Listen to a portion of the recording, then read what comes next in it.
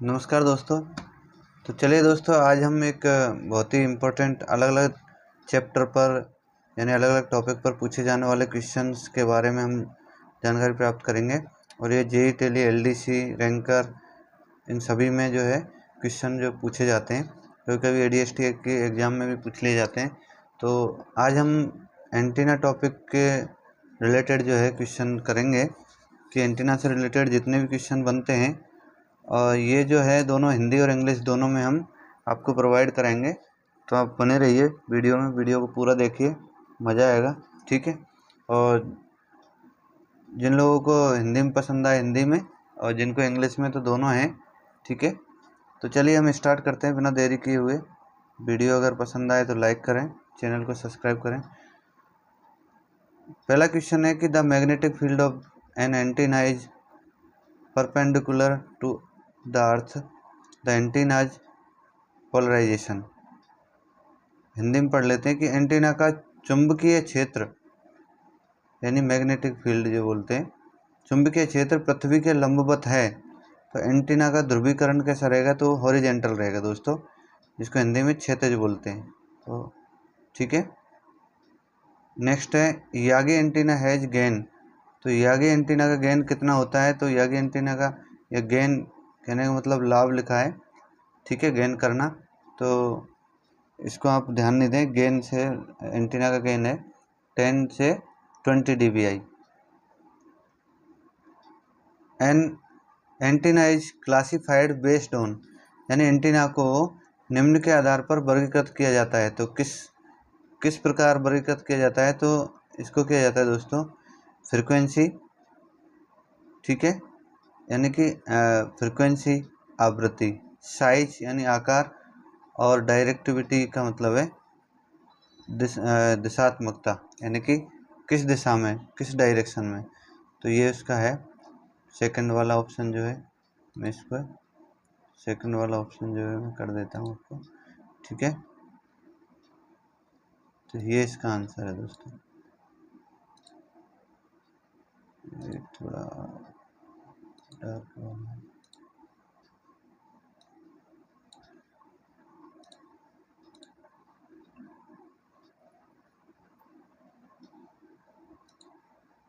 चलिए दोस्तों, नेक्स्ट जो है ये इसका ये आंसर रहेगा। ठीक है।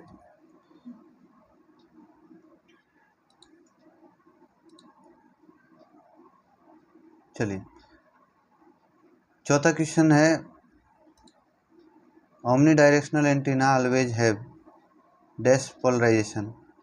तो इसका पोलराइजेशन जो होता है वो वर्टिकल होता है, यानी कि सर्वदिशात्मक। ओमनी डायरेक्शनल का मतलब होता है सर्वदिशात्मक, यानी कि सभी दिशाओं में। एंटीना हमेशा उसका ध्रुवीकरण कैसा रहता है? यानी कि जो ओमनी डायरेक्शनल एंटीना होता है उसका जो ध्रुवीकरण है यानी पोलराइजेशन है, वो किस टाइप का होता है? वर्टिकल। तो ये है इसका वर्टिकल दोस्तों। तो सी आंसर यानी ऊर्ध्वाधर। ठीक है, ये है दोस्तों। चलिए नेक्स्ट चलते हैं। The feature of smart antenna is. तो स्मार्ट एंटीना की विशेषता क्या है? ठीक है, तो ये स्मार्ट एंटीना की विशेषता होती है signal gain, interference, rejection and power efficiency. कहने का मतलब ये कि सिग्नल का लाभ यानी सिग्नल को गेन प्राप्त करना, सिग्नल का गेन देखता है। और दूसरा हस्तक्षेप, अस्वीकृति, यानी कि इंटरफेरेंस नहीं है, किसी भी प्रकार का इंटरफेरेंस को रिजेक्ट कर देता है। रिजेक्शन मतलब रिजेक्ट कर देता है। और पावर क्षमता इसकी बहुत अच्छी है। ठीक है, तो होनी चाहिए। इस टाइप का काम जो है ये एंटीना करता है। सिग्नल गेन करता है यानी बढ़ाता है, हस्तक्षेप अस्वीकृति यानी कि इंटरफेरेंस को रिजेक्शन देता है, रिजेक्ट करता है, और पावर एफिशिएंसी और पावर की क्षमता को बढ़ाता है। Smart antenna can be categories as. तो स्मार्ट एंटीना को इस प्रकार वर्गीकृत किया जा सकता है। तो कौन कौन सी कैटेगरी में वर्गीकृत किया जा सकता है? तो देखिए इसमें है 3। एक तो सीमो, मीसो और मीमो। ठीक है दोस्तों। तो सीमो का मतलब सिंगल इनपुट मल्टी आउटपुट, और मल्टी इनपुट सिंगल आउटपुट, और तीसरा जो है मल्टी इनपुट मल्टी आउटपुट, ये इसकी फुल फॉर्म है, ध्यान रखिएगा दोस्तों। नेक्स्ट है the smart antenna can be classified. Smart antenna जो है क्लासीफाई किया गया है। तो स्मार्ट एंटीना को इस प्रकार वर्गीकृत, क्लासिफिकेशन मतलब वर्गीकृत किया जा सकता है। किस प्रकार? फेज एरे, यानी कि फेज एरे, बीम स्मार्ट, ठीक है, मल्टी बीम एंटीना और एडेप्टिव एरे एंटीना, ठीक है, जो कि तो ये दोस्तों। आगे चला टाइप ऑफ पोलराइजेशन आर। तो पोलराइजेशन कितने प्रकार का होता है? तो 2 टाइप्स का हमने देखा है। कौन कौन से? तो ये 2 टाइप का होता है दोस्तों। ध्रुवीकरण के प्रकार 2, एक हॉरिजेंटल और एक वर्टिकल, ये हमने देखा ही है, ठीक है। आगे चलते हैं कि the antenna gain of 3 dB compare to the isotropic radiator is written as, यानी आइसोट्रोपिक रेडिएटर की तुलना में 3 dB का एंटीना गेन इज इस प्रकार लिखा जाता है। 3 dB का किस प्रकार लिखा जाएगा? तो ये जो है गेन की बात कर रहे हैं अपन, तो ये लिखा जाएगा दोस्तों 3 dBi, इस तरीके से, ठीक है। आगे चलते हैं। The antenna gain of 3 dB compare to a dipole antenna would be written as. तो ये बोल रहा है कि द्विध्रुवीय, ठीक है। अब यहाँ ये तो था कौन सा? आइसोट्रोपिक रेडिएटर की तुलना में 3 dB का एंटीना का जो गेन है वो कैसे लिखते हैं? तो 3 dBi किसमें? आइसोट्रोपिक रेडिएटर की तुलना में। अब नेक्स्ट पूछा है कि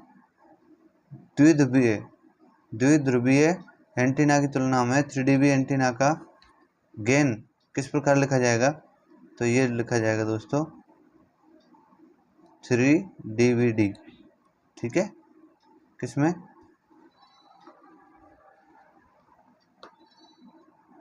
चलिए डाइपोल एंटीना की बात कर रहे हैं, डी यानी डाइपोल। नेक्स्ट है the conversion mechanism is the perform by parabolic reflector antenna. तो ये है, इसका आंसर है ये peripheral to the plane wave. तो ये इसका आंसर है दोस्तों गोलाकार से समतल, यानी कि spherical to the plane wave, यानी कि गोलाकार से समतल तरंग तक। हिंदी में पढ़ लेते हैं। परवलयिक, परवलयिक का मतलब परावर्तक एंटीना द्वारा कौन सा रूपांतरण तंत्र किया जाता है, ठीक है। तो यहाँ लिखा है ये पैराबोलिक रिफ्लेक्टर एंटीना। तो पैराबोलिक रिफ्लेक्टर एंटीना यानी गोलाकार से समतल तरंग, ठीक है, plane wave. The beam width is the directive antenna is dash in the sectorial antenna. तो ये है नैरोडेन का मतलब ये पूछा है कि निर्देशक एंटीना में बीम की चौड़ाई क्षेत्रीय एंटीना में डैश होती है, यानी कि यहाँ पूछा है कि the beam width in the directive antenna, जो डायरेक्टिव एंटीना होता है dash in the sectorial antenna के क्या होता है? नैरो यानी छोटा होता है, से कम चौड़ा होता है, ठीक है। तो ये इसका आंसर है। Which kind of polarization is the provided by ground plane antenna. तो ग्राउंड प्लेन एंटीना के बारे में बताया कि ग्राउंड प्लेन एंटीना द्वारा किस प्रकार का ध्रुवीकरण प्रदान किया जाता है? तो वर्टिकल यानी ऊर्ध्वाधर। ग्राउंड प्लेन एंटीना जो होता है, जीपी एंटीना जिसको बोलते हैं, जो अपने 25 VHF सेट में लगाया जाता है, उसमें क्या है? वर्टिकल यानी ऊर्ध्वाधर।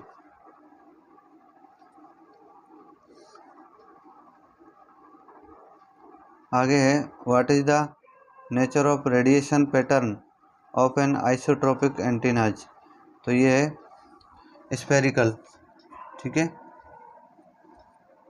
आगे आइसोट्रोपिक एंटीना के विकिरण पैटर्न की प्रकृति क्या है, तो ये पूछा है कि इसका पैटर्न क्या रहेगा, तो स्फेरिकल का स्फेरिकल रहेगा। ठीक है, यानी गोलाकार। What is the nature of radiation pattern of the isotropic antenna, isotropic antenna का जो पैटर्न है वो रहेगा गोलाकार दोस्तों।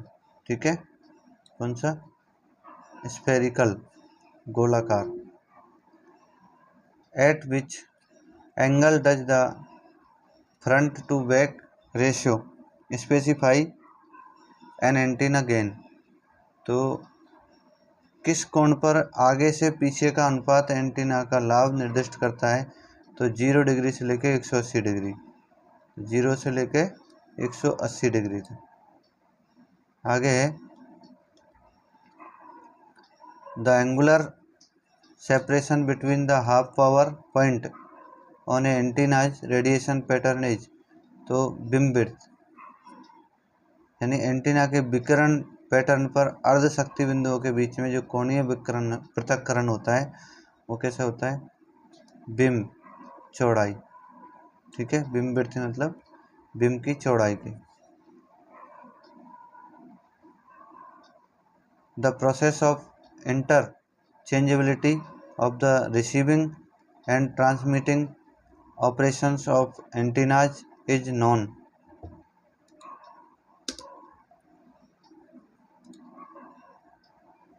तो ठीक है दोस्तों, इसका है रेस्पिरोसिटी, यानी एंटीना के प्राप्त करने और संचालन की अंतर प्रवर्तीयता की प्रक्रिया को क्या कहते हैं, तो उसको बोलते हैं पारस्परिकता। क्या बोलते हैं, पारस्परिकता। द प्रोसेस ऑफ इंटरचेंजेबिलिटी, ठीक है, of the receiving end transmitting operations of antenna, उसको कहा जाता है पारस्परिकता, यानी कि reciprocity, reciprocity. The shape of the electromagnetic energy radiated from or received by an antenna is called the, तो ये रेडिएशन पैटर्न, एंटीना से निकलने वाली या प्राप्त होने वाली विद्युत चुम्बकीय ऊर्जा के आकार को कहा जाता है, तो ये कहते हैं दोस्तों विकिरण पैटर्न, यानी कि रेडिएशन पैटर्न। यानी एंटीना से जो निकलने वाली या प्राप्त होने वाली जो विद्युतीय चुम्बकीय जो ऊर्जा है उसका जो आकार कैसा रहता है, रेडिएशन पैटर्न, यानी विकिरण पैटर्न पे।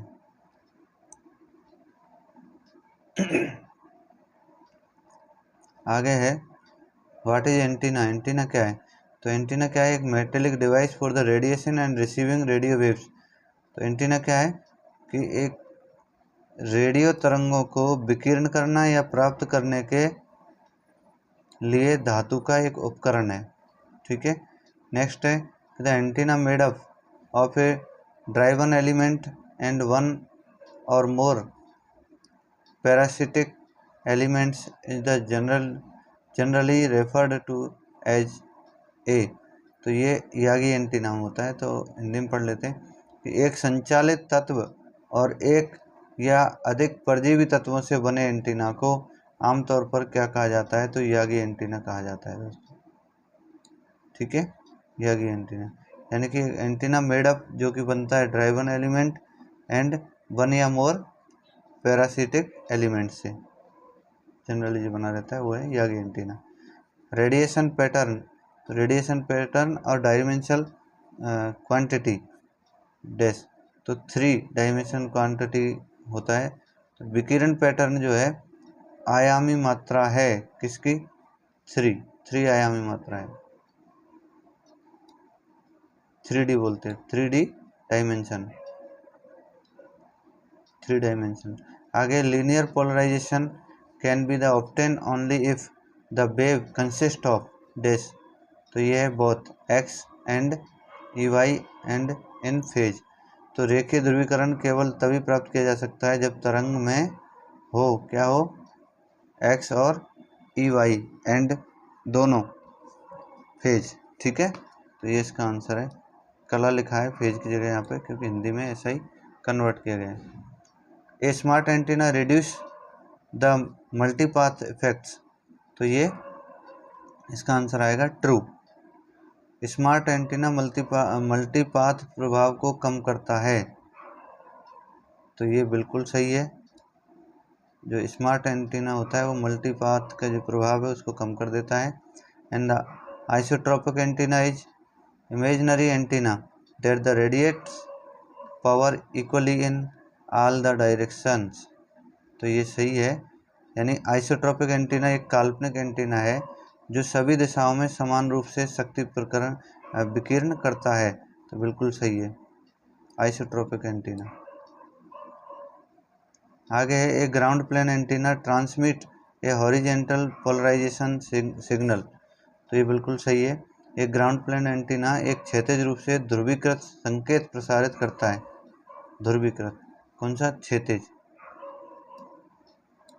तो ये हॉरिजेंटली पोलराइजेशन सिग्नल भेजता है। कौन सा? Ground plane antenna.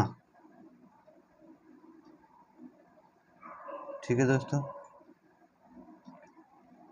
आगे है antenna is a device which transform in a RF signal travelling in a conductor, ठीक है, into electromagnetic waves in the free space, यानी कि ये सही है बिल्कुल कि एंटीना एक ऐसा उपकरण है जो कंडक्टर में यात्रा करने वाले RF सिग्नल को मुक्त स्थान में विद्युत चुम्बकीय त्वरण में बदल देता है, तो ये सही है।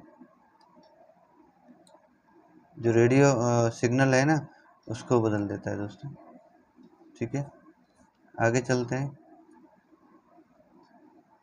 Front to back ratio is the defined as the ratio of the power radiated in the desire direction to the power radiated in the opposite direction, तो ये सही है। यानी फ्रंट टू बैक अनुपात को वांछित दिशा में विकीर्ण शक्ति और विपरीत दिशा में विकीर्ण शक्ति के अनुपात के रूप में परिभाषित किया जाता है, तो ये बिल्कुल सही है फ्रंट टू बैक। अब आता है दोस्तों प्रोपोगेशन यानी प्रसार से रिलेटेड की क्वेश्चंस हैं, वो भी हम देख लेते हैं। एंटीना से रिलेटेड ही है। इलेक्ट्रोमैग्नेटिक वेव ट्रांसपोर्ट, तो ये एनर्जी ट्रांसपोर्ट करती है दोस्तों, यानी कि विद्युत चुम्बकीय तरंगें परिवहन करती हैं ऊर्जा को। किसको? ऊर्जा, energy. The E layer exist an at altitude of, यानी कि ई परत निम्न ऊंचाई पर पाई जाती है, तो ये पाई जाती है दोस्तों बिटवीन 100 एंड 125 किलोमीटर। तो कहने का मतलब ये है कि 100 से लेके 125 किलोमीटर के बीच में पाई जाती है। कौन सी? ई लेयर परत जो है वो। What is the radiation in degrees of the electric and magnetic field in A electromagnetic waves, तो 90 डिग्री, ये बिल्कुल सही है। विद्युत चुम्बकीय तरंग में विद्युत और चुम्बकीय क्षेत्र के बीच जो डिग्री होती है, डिग्री का जो संबंध है वो है 90 डिग्री का संबंध है दोस्तों। किसका है? 90 degree. By which name is the ionospheric propagation also known as, तो ये जो है आइनोस्फेरिक प्रसार को और किन नामों से जाना जाता है? तो इसको स्काई वेव प्रोपोगेशन के नाम से जाना जाता है, यानी कि आकाश तरंग प्रसार।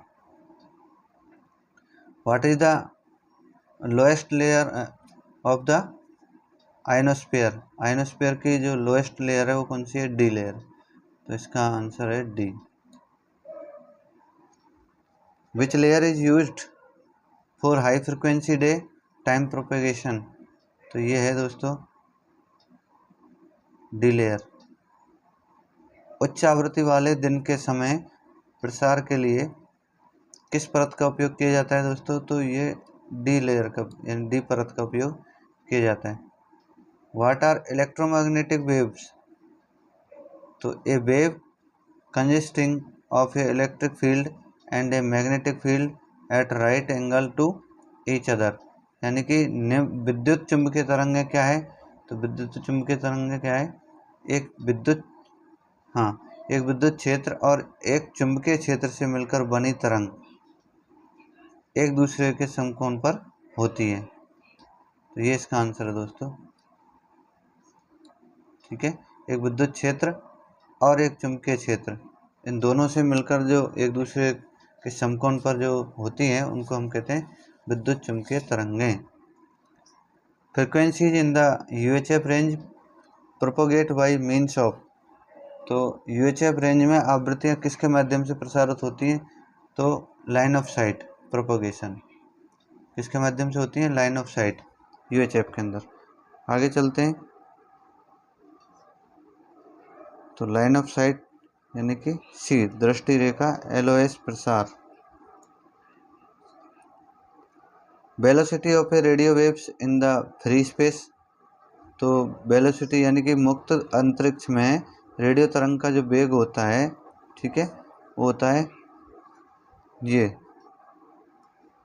3 इंटू 10⁸, यानी 3 गुना 10⁸, ये रहेगा दोस्तों मीटर प्रति सेकंड, 3 इंटू 10⁸ मीटर प्रति second. Depression of the electromagnetic waves, विद्युत चुंबकीय तरंगों का विवर्तन, तो may occur when the radio wave strikes and the surface and changes its direction of the propagation owing to the inability of the surface to the absorb it। ये तब हो सकता है जब रेडियो तरंग किसी सतह से टकराती है और सतह द्वारा इसे अवशोषित करने में असमर्थता के कारण इसके प्रसार की दिशा बदल जाती है। तो ये depression of the electromagnetic wave का डिप्रेशन कहलाता है। कब, जब रेडियो तरंग जो है किसी से टकराती है और टकराने के बाद में सतह से अवशोषित होके करने में असमर्थता हो जाती है तो फैल जाती है। ठीक है, आगे है ground wave communication is the most effective in the frequency range, तो ये 300 किलोहर्ट्ज से लेकर 3 मेगाहर्ट्ज। तो ग्राउंड वेव संचार किस आवृत्ति रेंज में सबसे अधिक प्रभावी होता है, तो ये होता है दोस्तों 300 किलोहर्ट्ज से लेकर 3 मेगाहर्ट्ज तक ground wave. The ionosphere has its greatest effect on signal in the frequency range, तो ये 3 मेगाहर्ट्ज टू 30 मेगाहर्ट्ज, ये HF फ्रिक्वेंसी में, यानी कि आयन मंडल, आयनोस्फीयर मतलब आयन मंडल का सबसे अधिक प्रभाव आवृत्ति रेंज में संकेतों पर पड़ता है। किस पे, तो ये पड़ता है HF यानी कि 3 मेगाहर्ट्ज से लेकर 30 मेगाहर्ट्ज।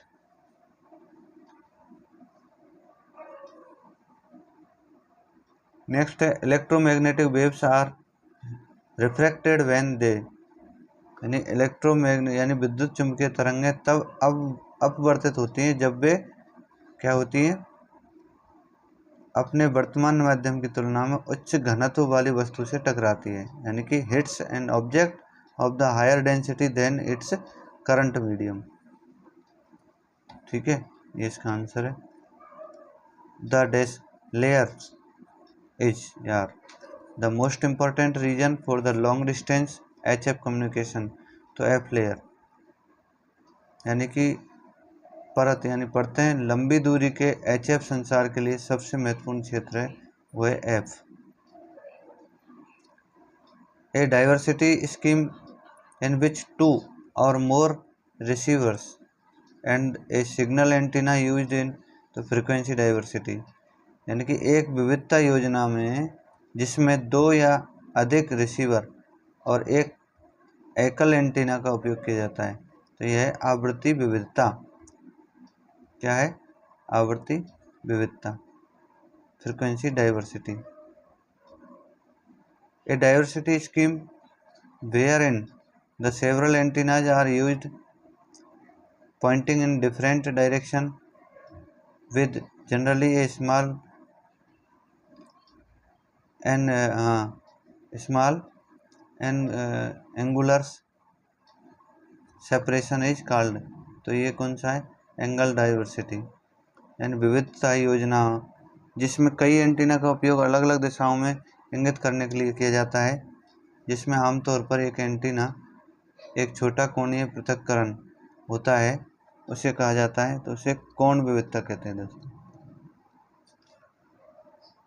एंगल डाइवर्सिटी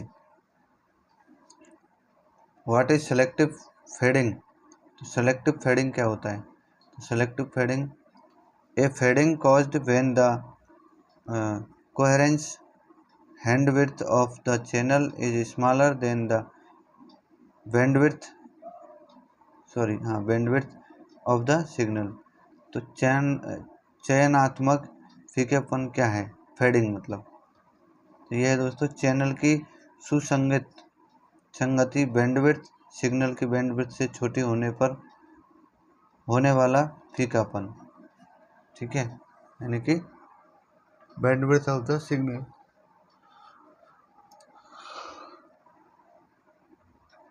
चलिए नेक्स्ट है waves of the propagating electromagnetic waves. तो ये हैं यानी कि विद्युतीय चुंबकीय तरंगों के प्रसार के तरीके कौन से हैं? तो ग्राउंड वेव, स्पेस वेव और स्काई वेव प्रोपोगेशन, ये इसके तरीके हैं। यानी भूतरंग, अंतरिक्ष तरंग और आकाश तरंग प्रसार।